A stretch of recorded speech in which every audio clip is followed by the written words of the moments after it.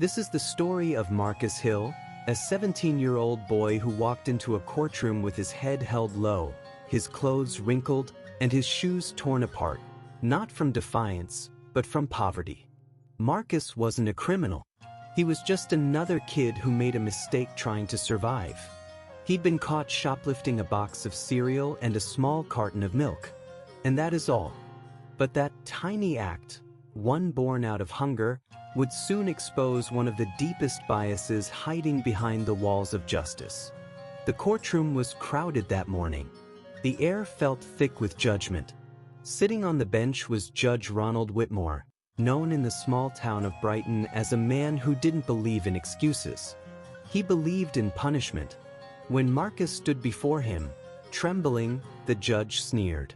"So, you think you can just take whatever you want, huh? Maybe if you worked instead of stealing, you'd have food on your table." The courtroom laughed. Even the bailiff cracked a smile. But what none of them knew, what no one cared to ask, was why Marcus had done it. You see, Marcus lived alone with his 8-year-old sister, Tasha. Their mother had died a year ago, and their father had disappeared long before that. They lived in a rundown apartment with barely any heat, surviving on handouts and what little Marcus earned after school.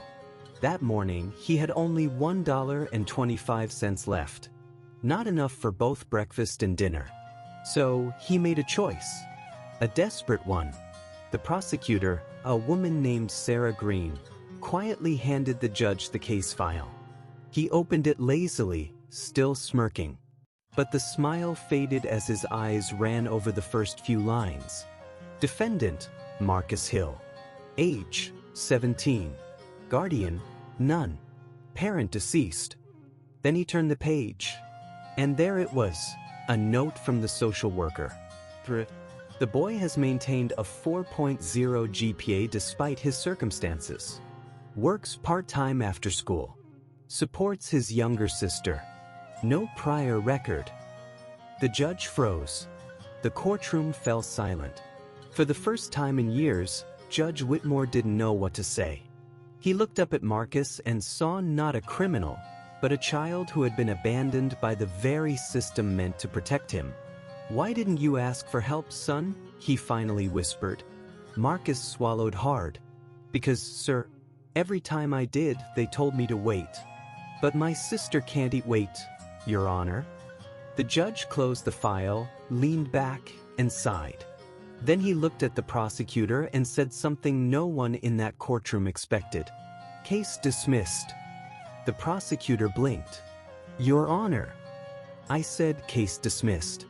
And make sure this boy and his sister are connected with child services today." That night, Judge Whitmore couldn't sleep. He replayed the moment over and over again.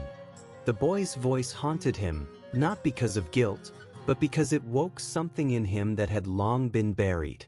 The next morning, he did something he had never done in 25 years on the bench. He drove across town to a small, crumbling building with graffiti on the walls. Marcus's home. He knocked on the door, holding a grocery bag in one hand.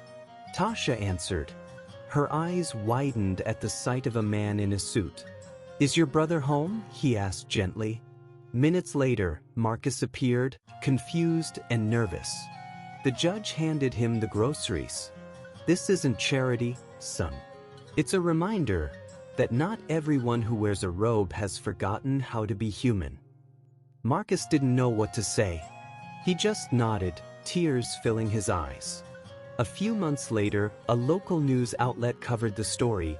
Judge helps teen get back on his feet. Marcus received a scholarship, and his sister was enrolled in a community program. But what most people didn't know was that the judge, inspired by Marcus, later started a foundation for underprivileged youth, helping kids who had slipped through the cracks, just like him.